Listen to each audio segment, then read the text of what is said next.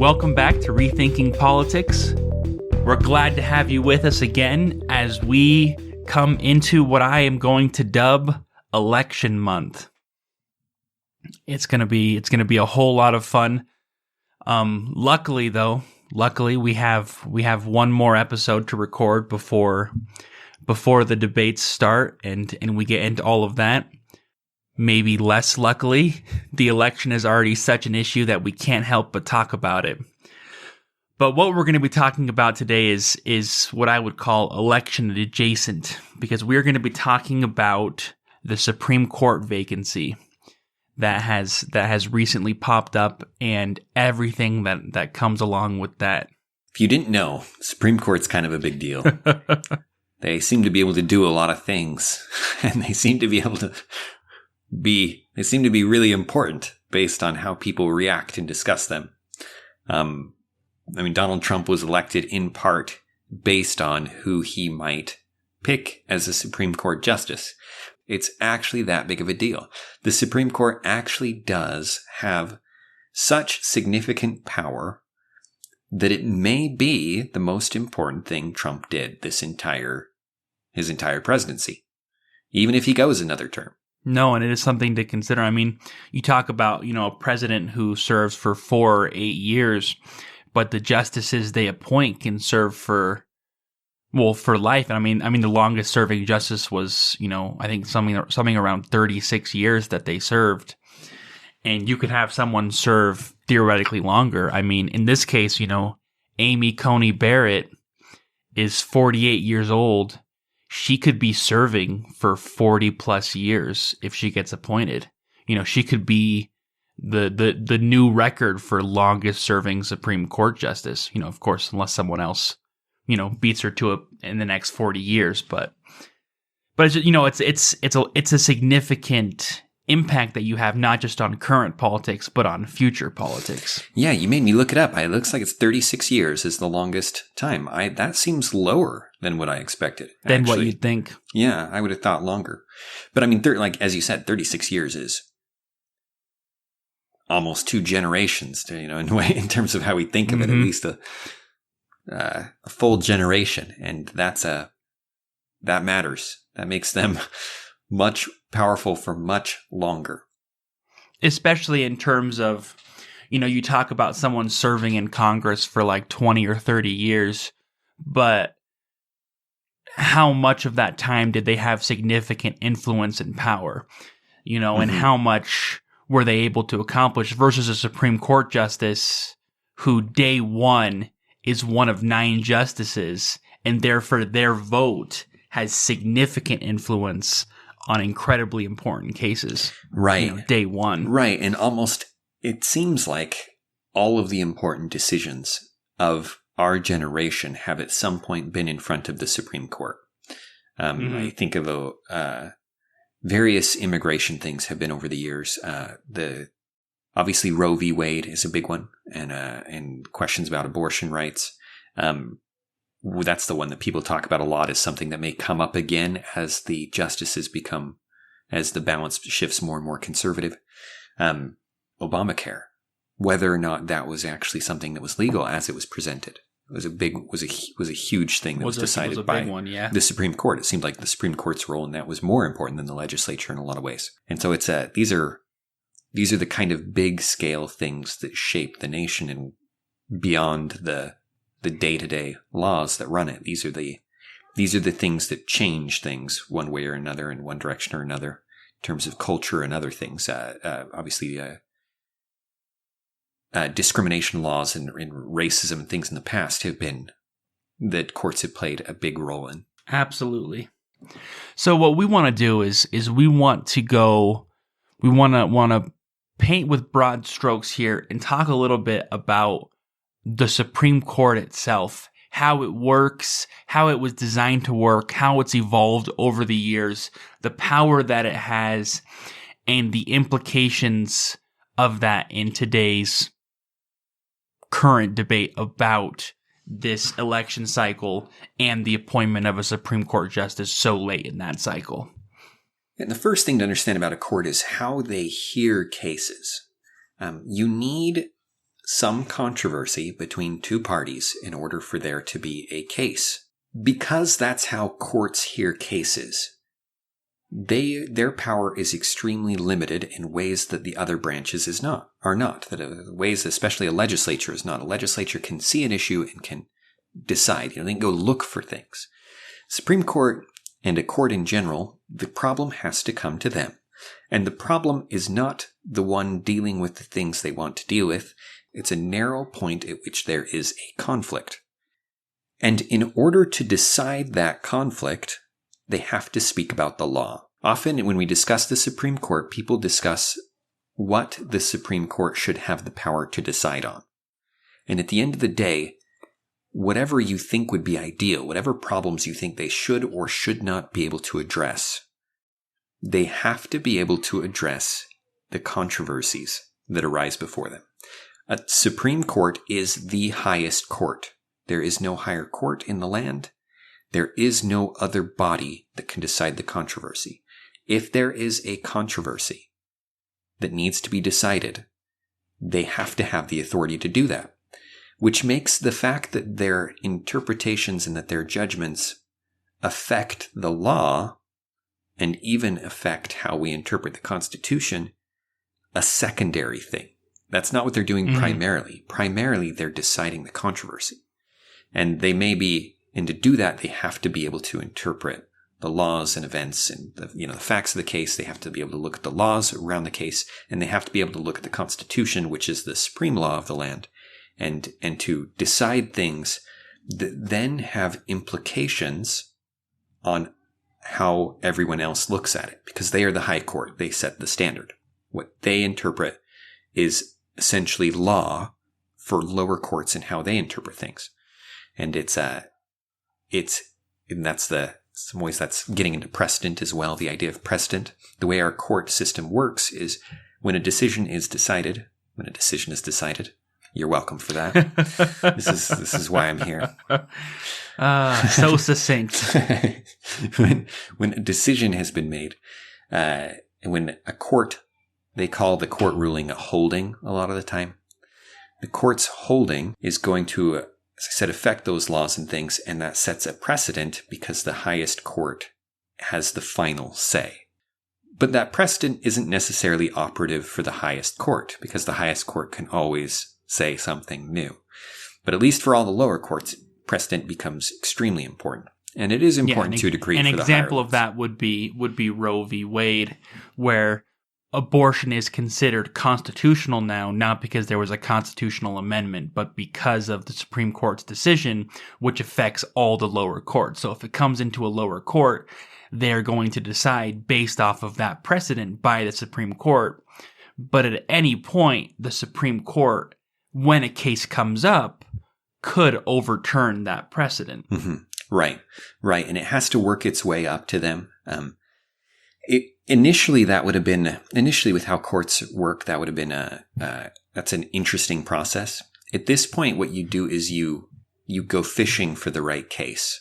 So if you have something you want heard, you can inevitably find or craft a scenario that allows the court to hear it. Well, and there are so many cases that the Supreme Court has the chance to hear, but chooses not to, that they by definition have to pick and choose. Right. They are not hearing every court. They're not hearing every case. No, they have to turn down a lot. Yeah. Yeah, exactly. Thank you. Now, if you look at the Supreme Court clause of the Constitution, you'll wonder where the rest of it is.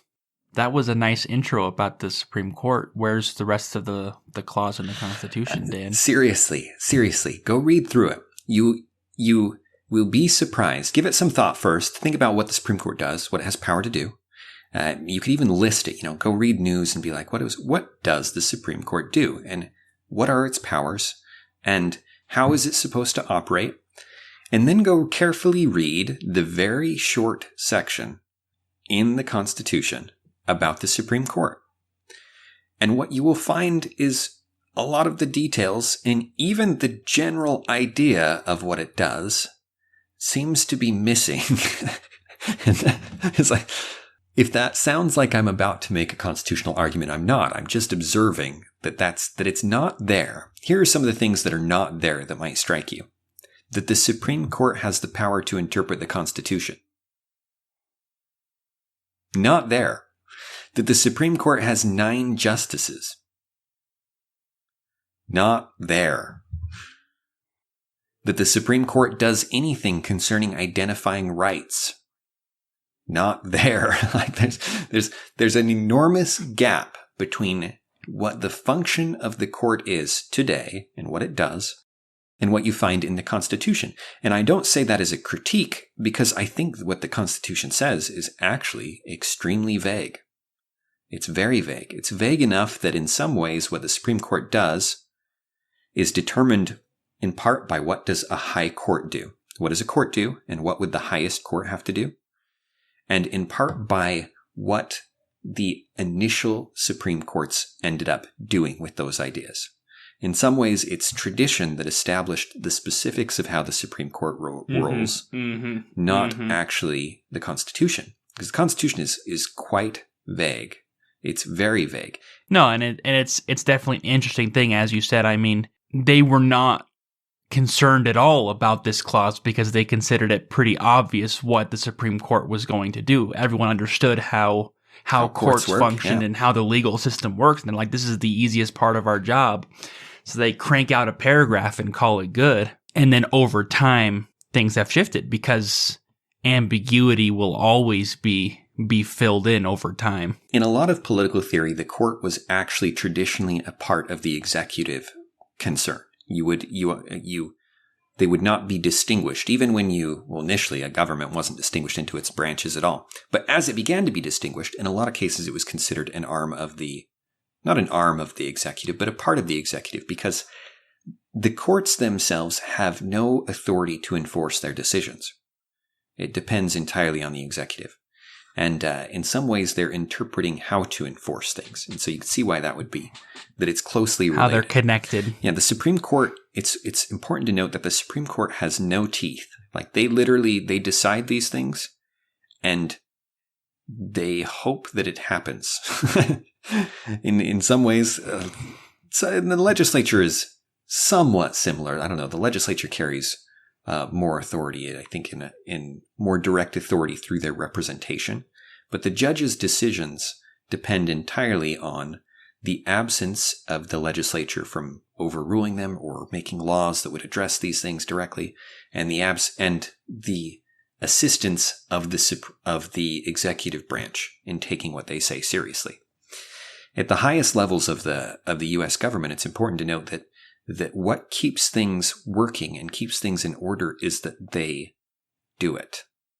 They don't have to do it. There's nothing forcing the president's hand to do what the Supreme Court says. There's nothing forcing the legislature. The balance is held by good faith, essentially. Which is crazy if you think about it. You think about these 9 individuals who decide something, and it's not just that they don't have a gun in their hand to enforce it, but more than that, they don't have agencies upon agencies right. who work for them. They do not control the purse strings like the legislature does. They simply write their opinion and entrust that it will be followed. Right. Like you said, the Congress has the purse. The president has the sword. The executive has the sword. That's power. Supreme Court doesn't have any of that. So when you look at what a Supreme Court does, and I've already suggested it, and if you have any concept of the history of the Supreme Court, you'll know this. What the Supreme Court does and how they do it has evolved over time. Part of this is captured in how they talk about Supreme Court justices today.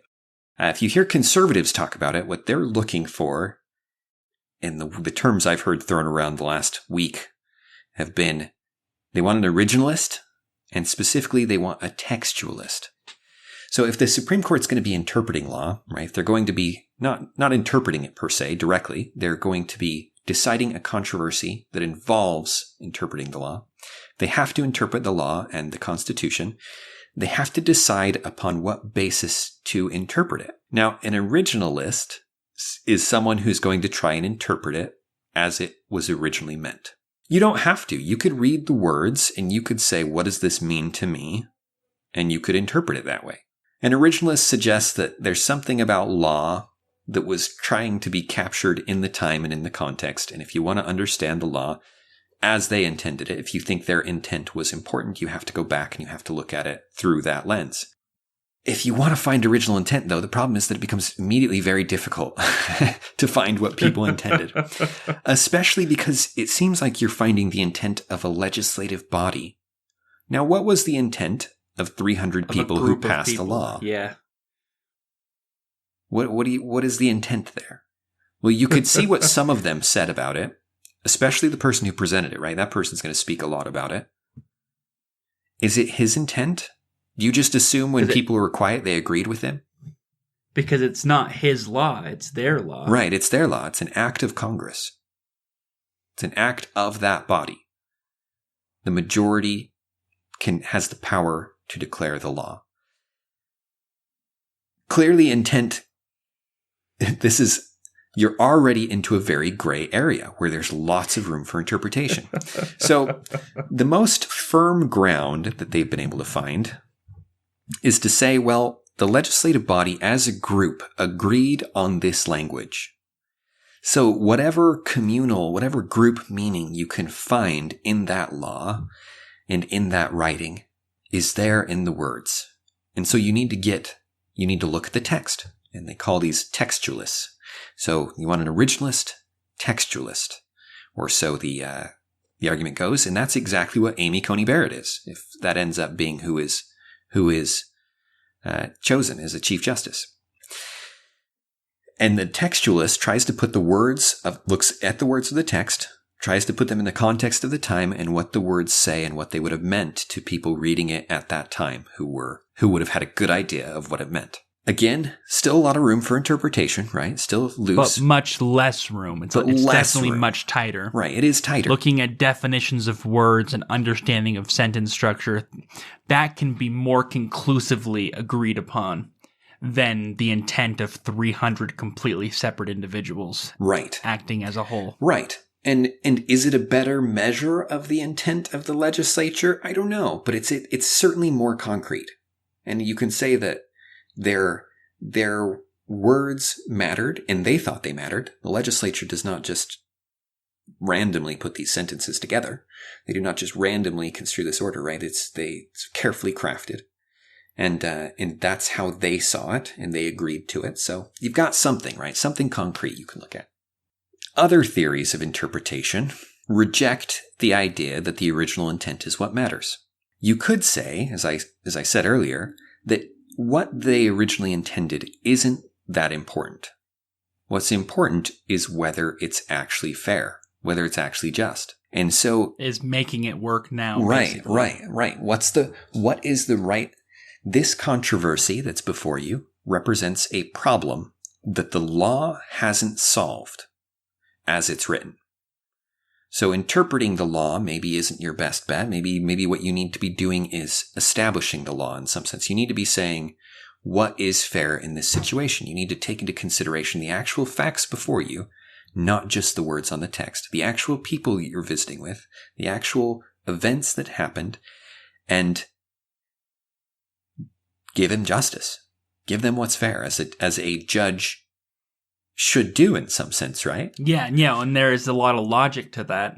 Yeah, and so in some ways, both sides of this is the kind of what the two sides have become at this point. The Republicans, textualists, originalists, the Democrats, more interested in what the law should say and what would be just in these circumstances and what would be right now. And they convey that with terms like some of the famous chief justices or not chief justices, but justices of the Supreme Court over the years indicated things like, the Constitution is a living thing and because the people are living and you need to adapt it to its time. It's not something frozen in time because the people are not, and Constitution should be adapting. And if you actually look at the word Constitution, that's kind of what it implies in a lot of ways. Like if you look at the U.S. Constitution, the U.S. has a written constitution. It's something concrete. It's something stable. It doesn't change. Very few other countries had a written constitution until ours. Since then, it's become something of a common thing, but it's still not it's not universal. Places like England, Britain have never had a written constitution. But if you ask them what their constitution is, they could tell you all about it. Because a constitution is the way it's constituted.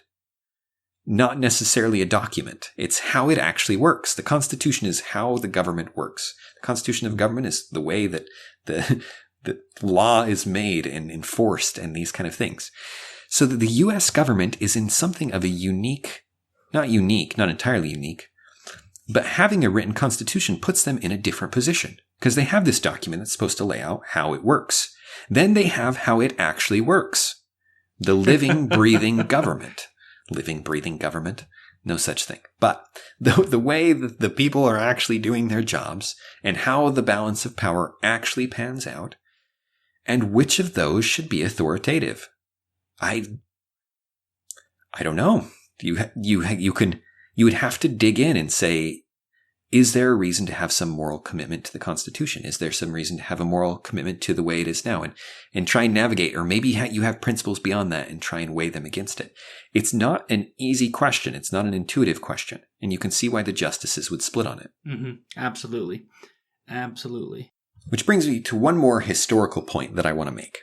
The courts initially just tried to decide the controversies. If you look at early constitutional law cases, they were few and largely uninteresting. As they started to shift towards the emerging theory, which was that maybe they shouldn't just be originalists. Of course they were originalists initially. The people were originalists because they literally heard the laws and saw them and saw it created. And these people had real history there. As the years went on, you slowly started to get justices who were more interested in deciding what would be just at the time. You get the Industrial Revolution through the 1800s, right? You get the growth of the Labor Party and the switch in economic theories. And all of this creates cultural changes that end up leading to justices on the Supreme Court who are more inclined to decide what would be just in the specific case.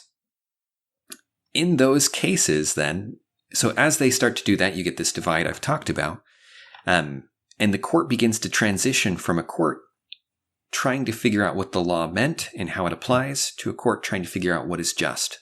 And as they do that, they interpret a lot of the clauses of the Constitution more broadly. You get things like the Interstate Commerce Clause, which is interpreted broader and broader and broader until it can apply to almost any economic exchange in almost any circumstances, including Wickard versus Filburn, where a guy is growing to feed his own animals, and they stop him, and they say, no, that's against the law, and the law is justified because it affects interstate commerce, because if you grow this, you won't buy it on the market. And that's an expansion. If that isn't the most if that isn't the most theoretical and loose way to apply the law, I don't know what is.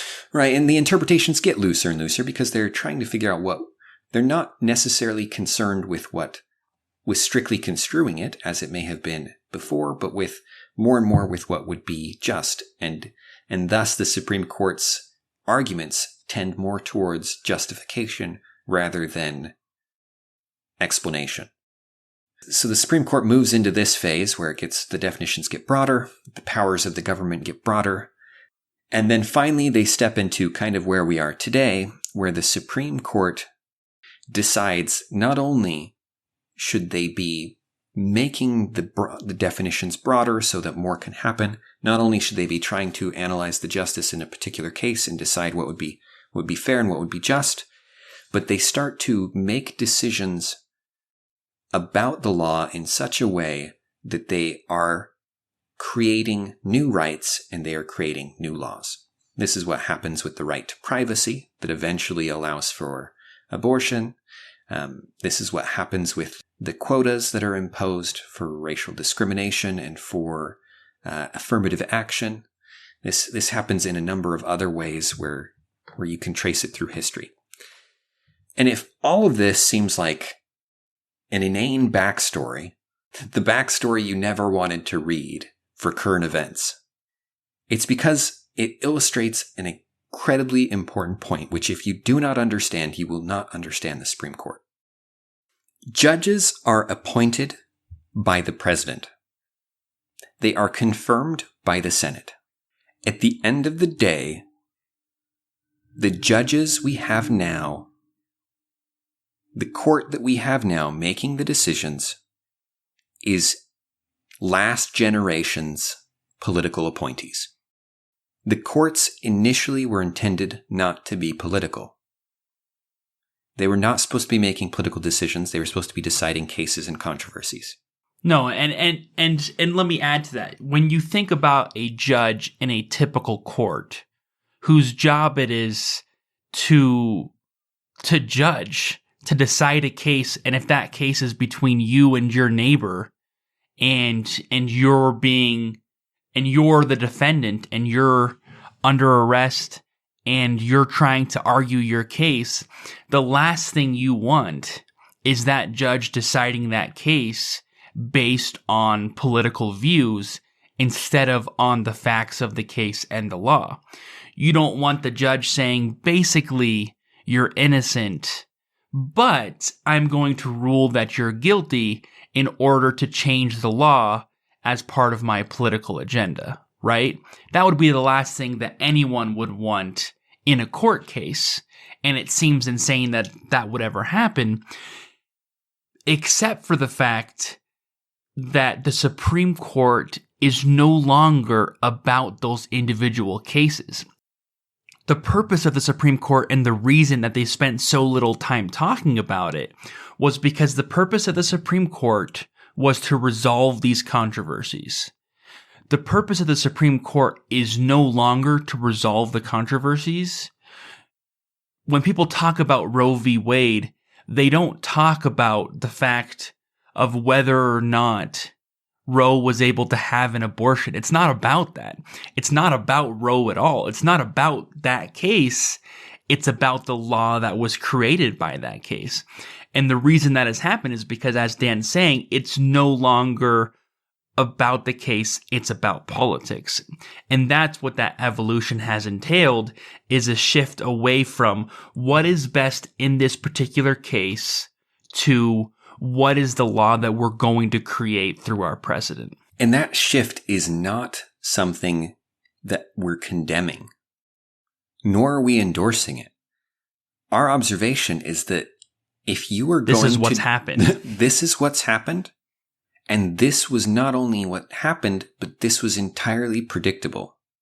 Because the president appoints the judge, and the Senate confirms it. And if the president appoints the judge, and the judge's decisions affect the laws that he wants made, the president is not just the executive branch, he's one of the most powerful legislatures through his veto. And if he and his party want something done, then they will appoint judges that will uphold that thing. Even if it's unintentional, they'll appoint judges who they agree with in their judgments. They will appoint judges who they respect for their opinions. And the result is that you will get political judges. And the political judges will decide more and more based on their politics and personal opinions, and less based on interpreting what someone else thought should happen. And as they do that, and as they get more and more power to do that, as that becomes more and more of an accepted, socially acceptable game, they will do it more, and they will become more and more activist in how they do it, to the point where they are making laws. That is an entirely predictable effect of that system of appointing judges. Yeah, and that was the point I was trying to make with that example, is not that the Supreme Court is inherently wrong, but that the Supreme Court as it stands is no longer really a part of the judicial system and the way we think of the judicial system. The Supreme Court are no longer judges, but are in fact legislators. legislators. They are legislating. People talk about judges legislating from the bench as an evil thing, but we're talking about it as just an inevitable thing, something that's been going on for years. That is the reality. Roe v. Wade is a constitutional amendment in its effect. Whether or not you agree with it is not relevant. What's relevant is the fact that that's the reality. That is the law of the land because of the Supreme Court. And that's the world that we live in. And we need to understand that in order to talk about and understand the Supreme Court effectively. It is. And it's critical to realize to see the Supreme Court come into its power as it is, and to see the impact it has on the federal government and how politics works is a big deal. Because 200 years ago, who the Supreme Court justice was almost irrelevant. Were they a competent lawyer? Were they a competent judge? Good. Okay, they can do the job. They're fit. Today, it makes all the difference in the world. It was just a matter of time that was going to lead to this. They're political appointees.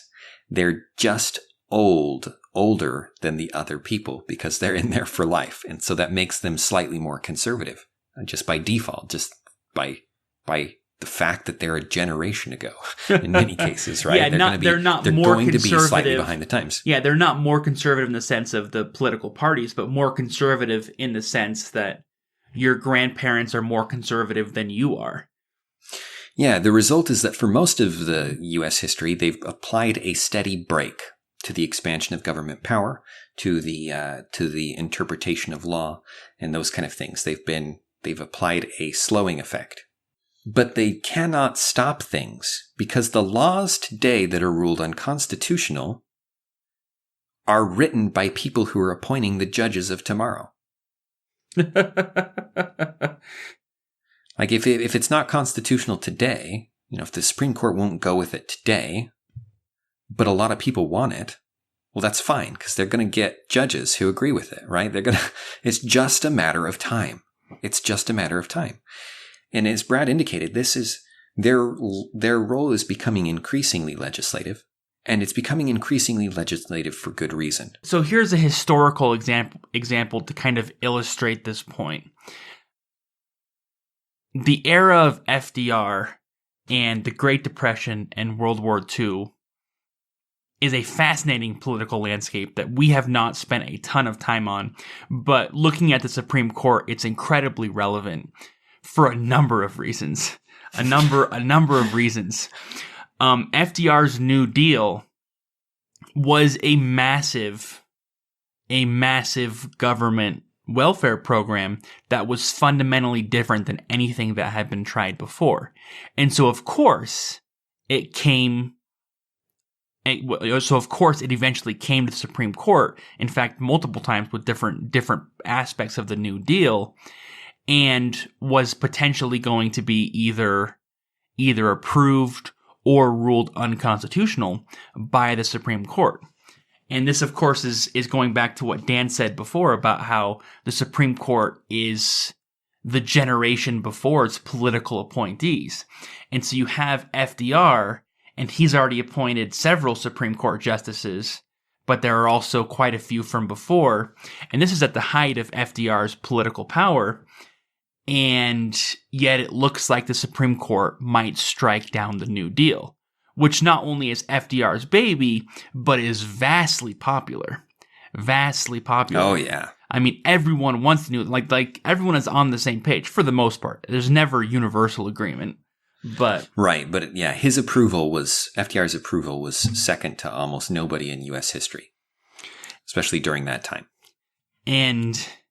And yet, because of this system, the Supreme Court system, which is why FDR came up with his idea of court packing, which is now famous. It's actually famous and associated with FDR, is the idea of he was going to increase the number of Supreme Court justices, which now seems insane, except for the fact that the only reason there are 9 Supreme Court justices is because Congress decided there would be 9. Congress passed a law saying there's going to be Supreme Court justices. So all you'd have to do to change the number of Supreme Court justices is pass a new law. That is literally all you have to do. There is no other barrier to packing the Supreme Court, except for the fact that it would go against, hundreds of years of tradition. And it's interesting the power that tradition has. And it's interesting that FDR, even though he was immensely popular, the court packing idea and the legislation he proposed backfired. And it backfired terribly. And to the fact that he is now, even to this day, despite all the other things he's done, he's still remembered for trying to pack the courts, and is known as a bit of a tyrannical president for trying to do that. He's trying to bully his way past all the laws, is the idea that goes along with it. Is the idea, even though the 9 judges is not in the Constitution, it's not, he's not actually. But it's funny because that is so much around the Supreme Court is tradition, as we said before. It's not actually in there. It's what's actually happening, and it has no more authority than it would bother people if you'd stopped. Like, it's in some ways the Supreme Court is a game, and it's a game that's developed over many, many years, and most of the rules are unwritten. And if you break those rules, then the game is over. The jig is up. Like if every president started he would get into office and he had a majority in Congress, and he would quickly put 5 more judges or reduce the number and make sure he reduced it in a way that it got rid of the other people, or, however, and he messed with the court so that the court then supported everyone he had. Then the court would become irrelevant, right? Their decisions, they would just be another legislature. But just a rubber stamping one. A rubber stamping legislature.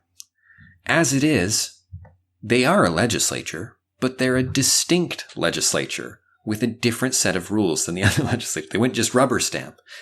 This game actually matters right now. And if you allow packing the courts, well, the game stops mattering. And it's definitely a Pandora's box in the sense that once you do it, it can never be undone.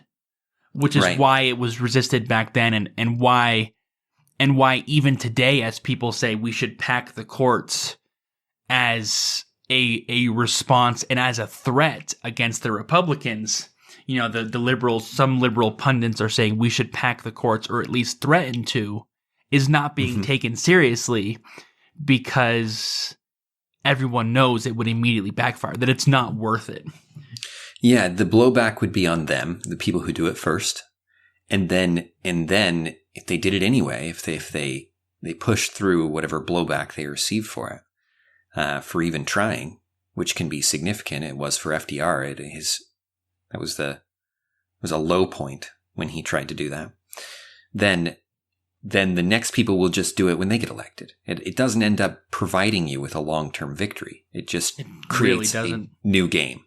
It would just create a new game, and a new game where whoever's in office wins. And it's already kind of like that, but people are not comfortable with changing that, and they do not want the fallout of being the ones who first break the rules. No, and that brings us to today, talking about, here we are right before an election, Ruth Bader Ginsburg has passed away, and now there's this vacancy. And of course the Republicans want to appoint a Supreme Court justice before the election. And all the liberals are freaking out, saying, why would the Republicans want to do this when 4 years ago, when Obama was president, they said we should wait? And the answer is very simple. The Republicans said that then because their president wasn't in office. I feel like I really want to explain to these pundits. It's very obvious. And of course, they know why. They know why. They know why. But it's because it's a game. Because in this case, the Republicans, you can argue that they're playing hardball, but they're just playing the game. In 2016, the Republicans had a stronger hold on the Congress than the Democrats do now. And they used that power to slow down the process and stop Obama's appointee from getting appointed, from getting nominated, and allowed Trump to choose that justice. Now, in 2020, where they do have the control, unlike the Democrats who didn't in 2016, they're trying to use that power to get their candidate in. And of course, the Democrats are using their power, which is to say something and to make them look bad, which is, of course, is all part of the game. It's all just a part of this game that we're playing, that both sides are playing to get as much advantage as they can. Right. Mitch McConnell tried to put a sheen on the fact that the Republicans were rejecting Obama's nomination, saying, it's something to do with the election year. It's utter nonsense. It was nonsense. As you said, it's part of the political game. That he must have felt like at the time that would have been better way to present the fact that they don't want one of Obama's justices getting in, and they hope to win the election and get their own in, than saying something else. I don't know why he said it. Obviously, it doesn't represent what most of the Republicans thought. Most of the Republicans would have told you straight up, no, we don't want your guy in. We want our guy in. And because we have the majority in the Senate, we're going to stop your appointee. Like, it's really straightforward. Which, of course, is something else we could talk about in this podcast, is the two-faced nature of politicians, that politicians feel this incessant need to lie. I mean, that's what we're talking about. We're talking about straight up lying. It's straight up lying. Even when everyone knows, even when everyone knows the truth. You know, Mitch McConnell is just straight up lying. And then these pundits are saying, why are the Republicans flip-flopping? When they know why. They're basically, they're painting this like, you're betraying your word, like you are, I thought we believed you when you, that's what they're saying. We believed you when you told us that. Like, which is also a lie. Because we believed you. Yeah, which is also a lie. No, the appointee didn't get in because they didn't have the power to get him in. Right, because they didn't have the votes. It's a silly competition over who gets to interpret history and how it should be interpreted. And it's because one of the rules of the game is that you don't talk about it. You don't talk about the fact that what you want is power for your side, and what you want is to beat the other side. For some reason, you can't acknowledge that. I know. Like, I don't get why. Why, as you said, why couldn't he have said, hey, we want a conservative justice and not a liberal justice? Why couldn't he just have said that? That's clearly the truth, and I don't see any reason why he didn't say it. Like, and maybe he did, and maybe they are pulling a quote out of context, right? And it's just something I have no idea. But I mean, it's the same thing now, where liberals are saying that we needed the people to decide, which is why we have to wait till after the election, as if the people didn't choose Trump. You know what I mean? Yeah. No, this is whether it's Trump now who chooses him, or whoever wins who chooses the next, not him, the next appointee in a few months. It's going to be the people who decided the president, who decided the Supreme Court, Electoral College aside. But no, they're saying that instead of saying we want to wait because we want a liberal Supreme Court justice, which is what they want. That's obviously why they want to wait. Yeah, of course they want it. Like, why wouldn't they want it? Yeah, absolutely. And I don't know why it's silly. It's silly. It's straight up silly. And it's because they obviously they think that this will get votes, right? That presenting it in this way is going to win them something. They have to, I assume they're not insane and that they have reasons for these lies, but they're so obviously lies that I feel like at some point it's got to backfire, right? At some point people have got to be like, that guy's lying, and he's clearly lying. That's clearly not what he wants. And what he wants is fine. So I'm not sure even why he's lying. It's like, it's silly. If you've suspected that politicians lie all the time, but you don't follow it closely enough to really feel confident that you can catch them, you're right. Your suspicion is correct. They lie all the time. They're lying even when it's not really necessary. Right. It's not even nefarious. It's not even, it's not like he's hiding anything, that needs to be buried deep underground. He just wants a Republican president, a Republican judge. Like, Anyway, it's silly. It's silly. It really is. We've gone on a bit of a tangent, but it's worth pointing out because it's creating news headlines that are not news. Yeah, like none of this is important or relevant or has anything to do. No, I mean we were tempted. What's actually happening? We were tempted to not talk about the Supreme Court appointee in this whole situation because most of the stuff about it's a joke. Because why are we even arguing back and forth about what is a normal process, really? About what Mitch McConnell said 4 years ago that he thought would go over better with the public. It's inane, and it's a waste of your time to be reading it. So why are we talking about this? So why are we talking about it? Why are we talking about the fact? And there's a very good reason for why we're talking about this. Yeah, the judges. So quick recap: the judges are political appointees.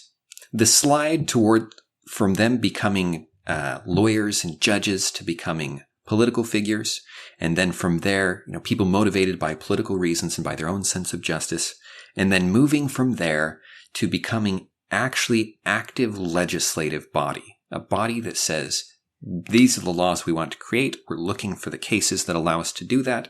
And people supply them with the cases. They have a good idea of what these judges think and how they will rule in most cases, in many cases at least. And they then decide some of the most important questions facing America that clearly should be decided by the legislature. And if not through law, then through a constitutional amendment. And that's where we are today. And that's the thing is we now have two completely independent legislative bodies.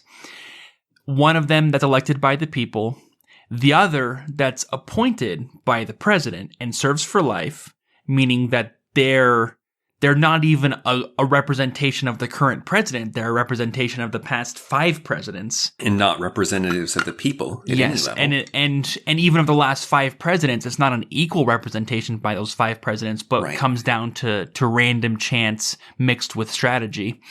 Yeah, mixed with strategy. They'll retire when if they think they can't go very much longer, they often retire during a time when they have a president that they agree with in the hopes of being replaced by someone similar.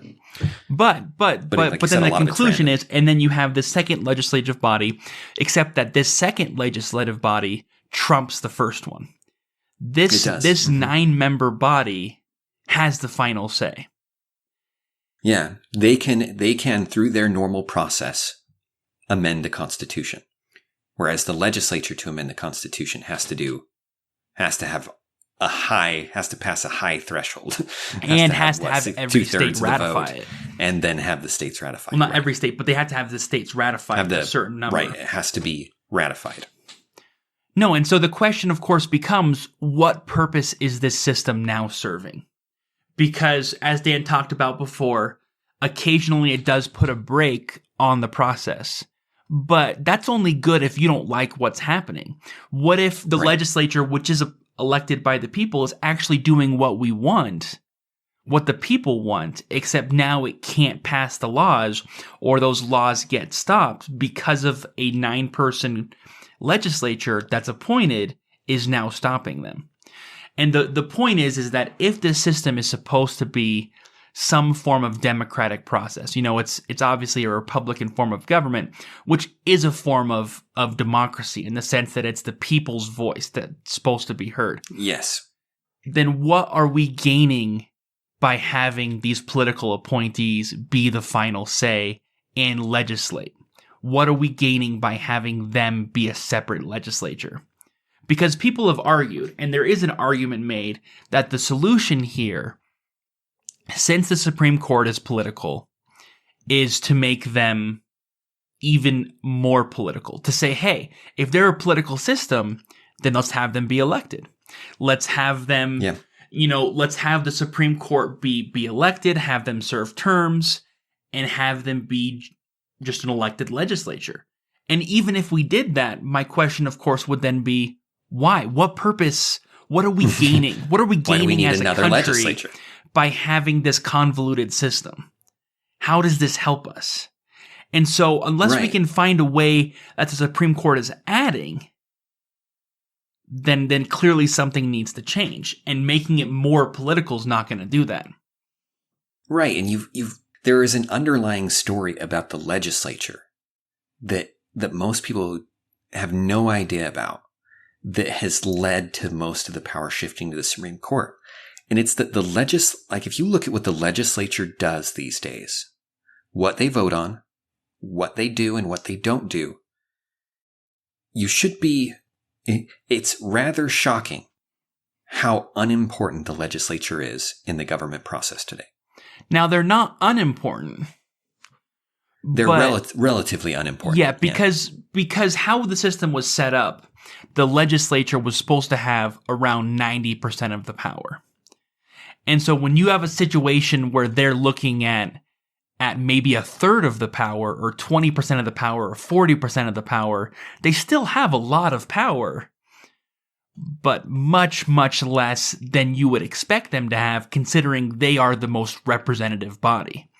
The Congress is the body that truly represents the people. It's supposed to be the active body of the government. Yeah.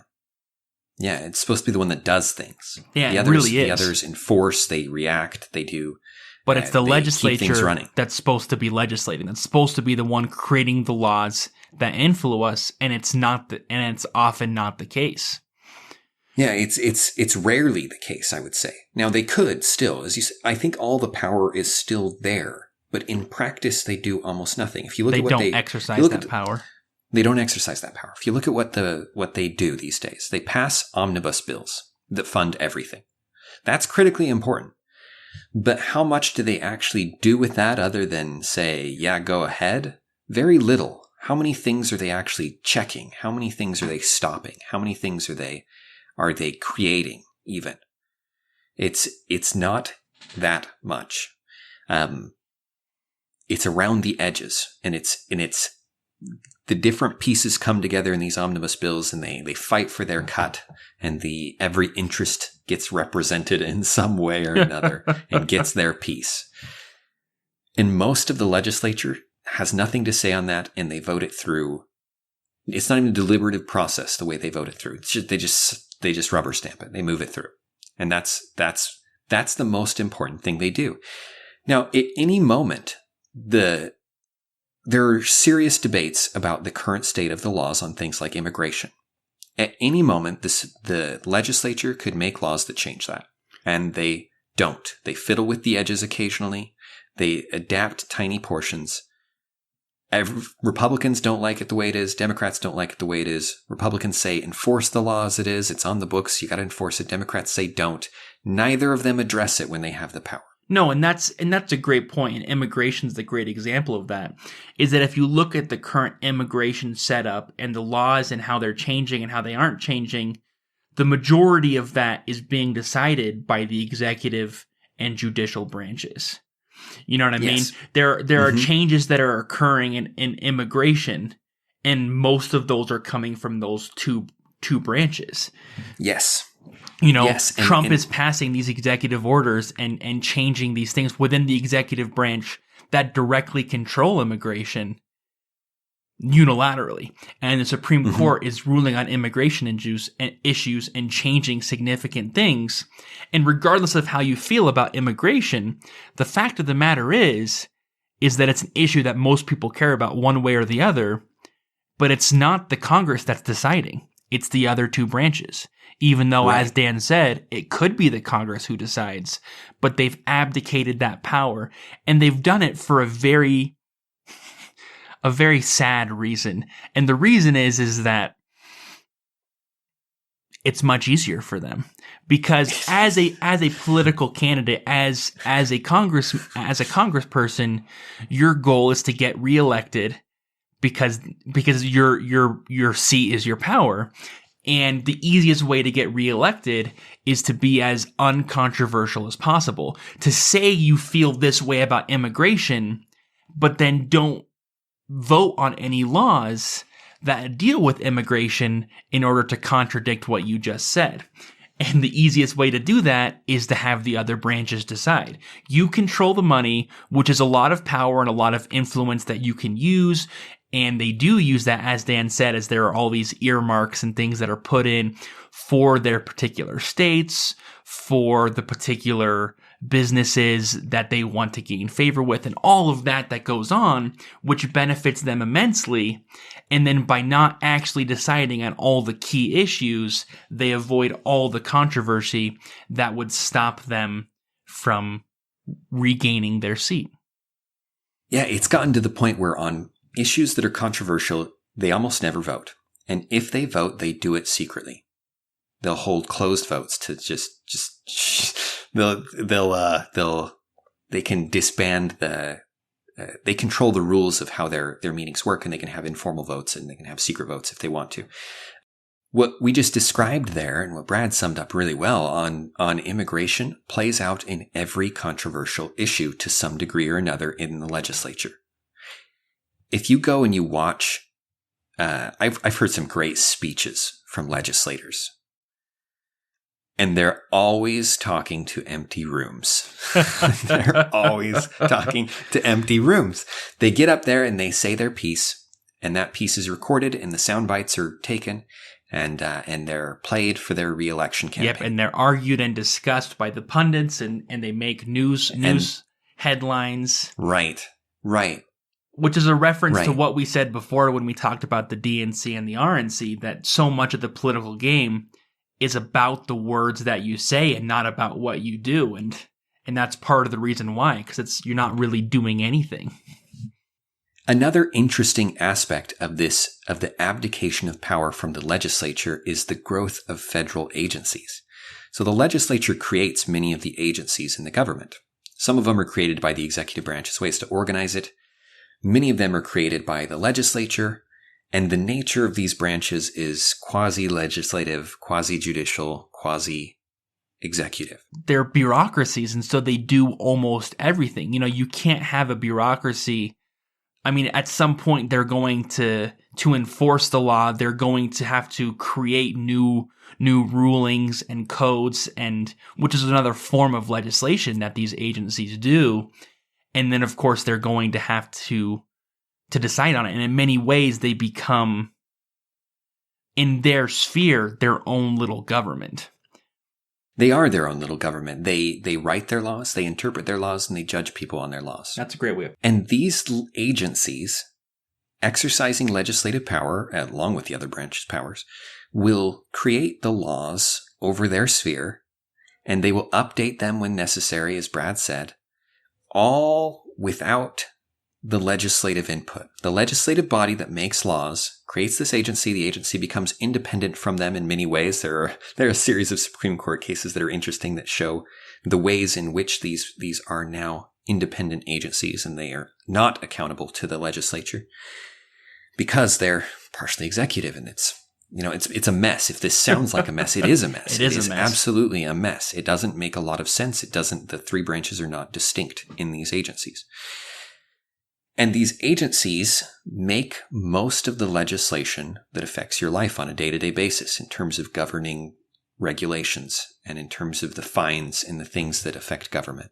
In terms of the fines and things that elect governments, these agencies are the most important part of government. And they are unelected. They are unelected, and they are not accountable to you. And in many ways, they're not accountable to the legislature or the president, depending on which ones you're looking at and how exactly they categorize them. And so the legislature avoids the controversial issues, executive orders, and what's the word I'm looking for? Executive orders. Yeah, executive orders. Yeah, I was like... Executive orders and the judiciary decide most of the major controversies in ways that doesn't blow back on the legislature. The legislature doesn't have to deal with the day-to-day. The agencies deal with that. The agencies deal with most of the points of contact between people and where they run into that. And then, of course, there's the state governments, which handle the police, largely speaking, and other things like that. And so when you look at what the legislature, what's supposed to be the primary driver of our government, the balance of power, most of the power is in the legislature. They are the one that's supposed to be accountable. They have passed on most of that power to other groups who are exercising it in their name, or at least which they're allowing to. At any point, they could make laws that get rid of these agencies that they created. At any point, they could make laws that check the Supreme Court and say, no, look, you interpreted our law this way. Here's what we meant, and we're going to make it really clear by changing that law and creating a new one and saying, this is what we mean. They can also, as Brad indicated, they can make laws that curtail the jurisdiction of the Supreme Court. There are a number of powers they have over the Supreme Court that they've almost never exercised. Yeah. I say almost only because I haven't heard of any accounts. It's possible that it's never. Yeah, it's they haven't significantly exercised it. Which tells you something, that they don't want to, right? If they wanted to, the incentives they could be doing there. all of this. If they wanted to, they could be the primary driver of government, and we could listen to their debates as if they mattered, right? As if you could watch C-SPAN as if what you were going to see would affect your life. Because it would at that point. It would at that point. Instead, it's the Supreme Court, and it's the president, and it's these agencies in the background. And part of the reason we bring this up is because people will argue that the Supreme Court has gone off the rails and has taken all this power, or conversely, that the executive branch has gone off the rails and taken all this power, and they'll argue that independently. You know, there's two separate arguments that these branches have just run amok and stolen all this power, when that's not what's happened. They haven't taken this power by force. They've been given it. You know, they've been given this power, and there's no struggle here. There's no theft that's occurred. There's no injured party. These branches are mutually benefiting each other with the current setup. Yeah. Yeah. And that's the real problem. If they had run amok, if they had stolen this power, it would actually be much better, because then the legislature would have an incentive to get their power back. You know what I mean? If it had been stolen, right. If they wanted that power, they could get it back, right. Because the legislature actually has a lot of power. And people see that and they're like, why don't they do it? And the reason they don't do it is because they don't want to. Right. And they hide that under the argument. I mean, we I haven't said it yet this episode. The legislature blames the other party, right? The legislature always blames the other party for why they can't do the thing that they should do. And most of the time it's BS. They'll be really loud about what they want to do with power when they're out of power. And then they'll get in power and they won't do those things. And they have the power, and they still blame the other party in both cases. When they have, what they really have is a nice system that at least enough of them are happy with, that it continues, and they don't get up and flex their muscles and curtail and reclaim all of these things that they could be doing from these other branches. They really could do that at any time if they wanted to. At some point you have to say, if I can do it at any time, if they wanted to, the reason they haven't done it is they don't want to. At some point you got to make that leap and be like, wait, maybe if they're telling me that they want to do it and they never do it, maybe they don't want to do it. Yeah. And there are things like that in both parties that people who are loyal to those parties should start to recognize if you look closely. Like, wait a second, they say this and it never happens. Maybe it never happens because they don't want to do it, because they do have the power from time to time and they don't do it. No, and the point that we're making with all this, besides the obvious point that the legislature has definitely failed in their responsibility, but the point that we're trying to make is that there are ideas about things that you can do to fix the Supreme Court, and one of the more common ideas is to have the legislature check them. Have the other branches exercise their power to check the Supreme Court. And on paper, that's a fantastic idea, but it's simply not going to happen with how things are set up now. And that's the point that we're trying to make, is that the incentives are set up such with this game that's been created that no one's going to change anything, which is why things haven't changed. Yeah, they're willing participants. Whatever they may say, they're willing participants, because they could stop it at any time. So if you actually want a change and a real change, then this is what we suggest. And it's surprisingly simple.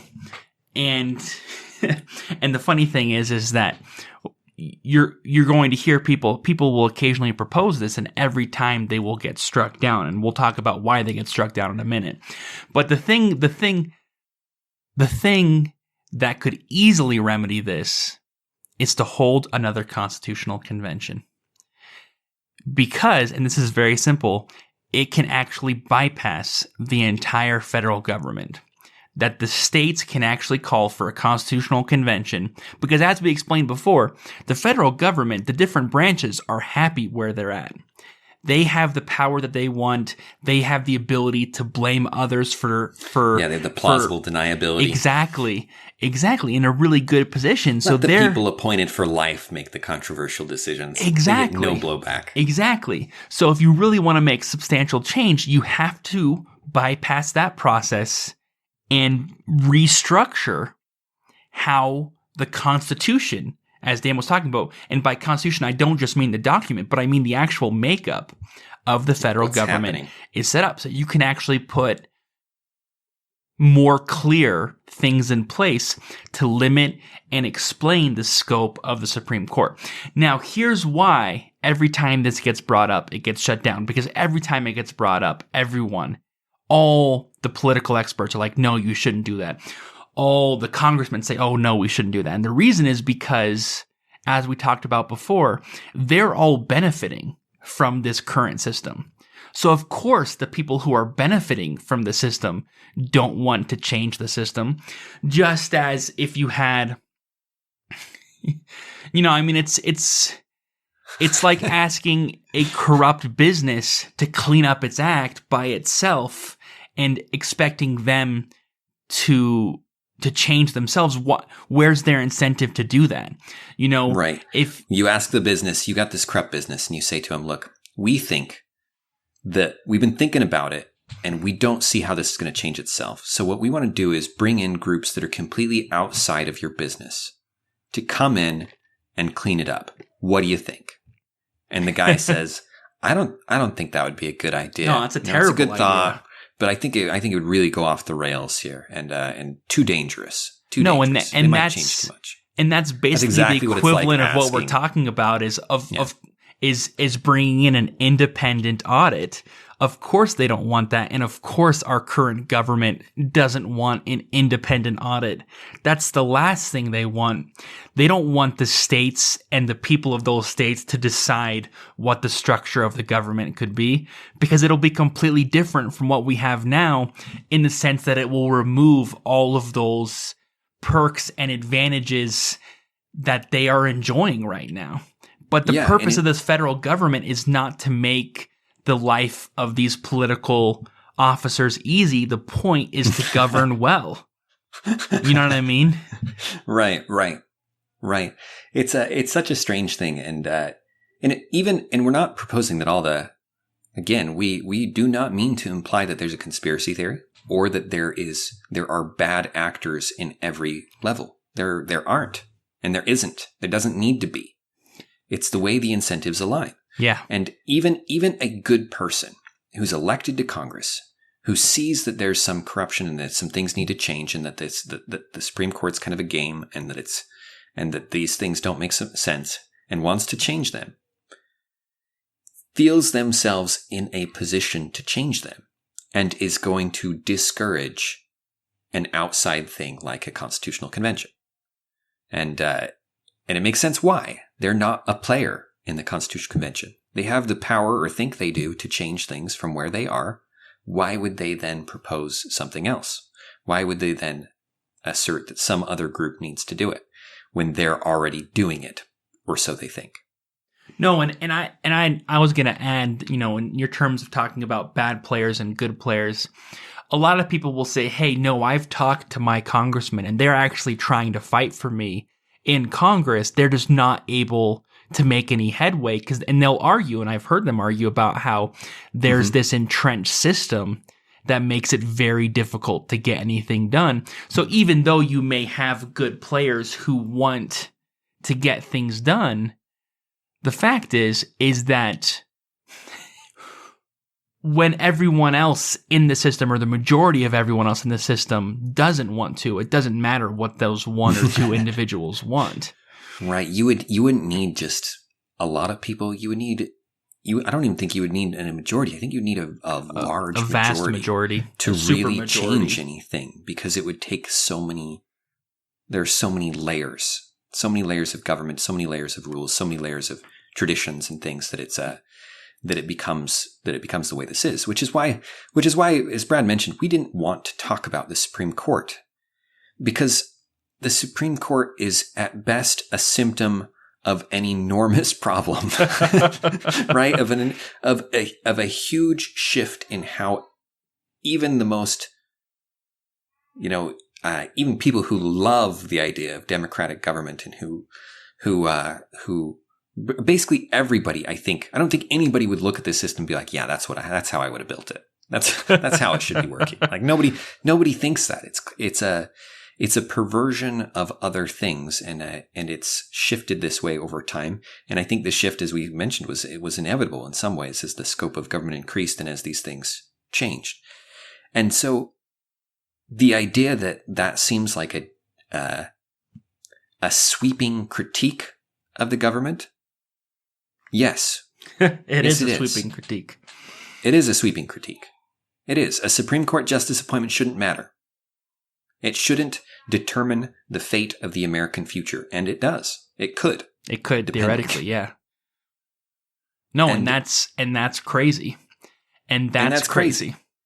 That's why there needs to be a change. And that's why we think that and a lot of people say, oh, you shouldn't have a constitutional convention because who knows what could come out of that constitutional convention. And I think that's a poor argument. Number one, because look how broken the current system is. So that if you're worried is that we're going to have something bad, we already have something bad. And number two, whatever the Constitutional Convention comes up with has to be ratified by 3/4 of the states. So you're talking about a super majority of everyone would have to be on board with what's created. And so so the idea that they're going to pull something over on everyone is ludicrous, because people reference the first Constitutional Convention, like look at how wild they were then and all that they did, and I'm like, wait a second, but that's the government that you say you love was created by something. It's this weird catch-22 of people say, hey, the Constitutional Convention, the original one, was so amazing that we're scared of ever having one again. Yeah. It's this weird. It's this weird. It is odd. It is odd. I'm always shocked by the people who, like people I was convinced would absolutely be thrilled about the idea of a constitutional convention, would not even entertain the idea.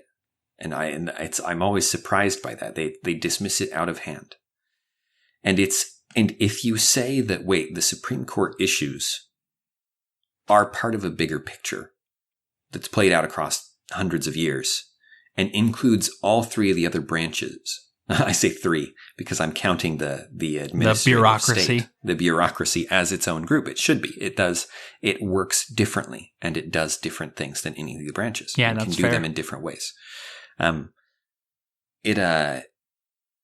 maybe for better even. I'm open to I'm not saying that's evil. I'm not saying that a change to the way it works is bad.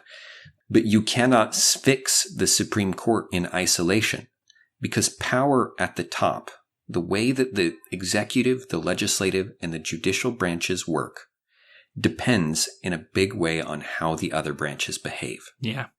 A legislature that will not decide the controversial things, that will not be what it was supposed to be, will defer more and more power to the other governments. And maybe it'll manifest differently. If you could change the Supreme Court, and maybe the Supreme Court would be fine after that. But it won't.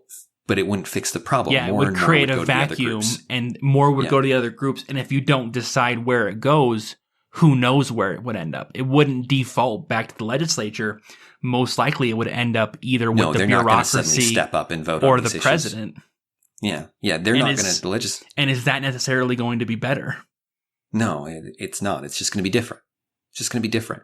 So the bigger picture is necessary here. That's why, like, people are talking about, well, Amy Coney Barrett and what she's going to do. And yes, I mean, it matters, but it's also such a small piece of the bigger picture. And whatever you think of this, of a good judge or a bad judge and the damage they can do and the good they can do, it's beside the point in some ways if what you want is good government. Because having two legislatures is not a good way to deliver it. Having this group that's doing these and making these decisions is just far from ideal, to say the least. And having the agencies doing most of the legislating, having the president doing a significant amount through executive actions, it's a hot mess. And if you weren't aware that it's a hot mess, you are now. You're welcome. You're welcome. It's why, and why we wanted to avoid the topic to some degree, because we kept thinking we don't really care because it won't matter that much to the Constitution, which is ironic, right? But the Constitution, by that we mean how the government actually works. The Supreme Court, though they have the power to interpret the Constitution per se, do not actually have won't make much of a difference in the actual Constitution. And that's where the problem lies, or so we believe. As Brad was saying, with a constitutional convention, even if it didn't finish, in some ways would push the legislature to act.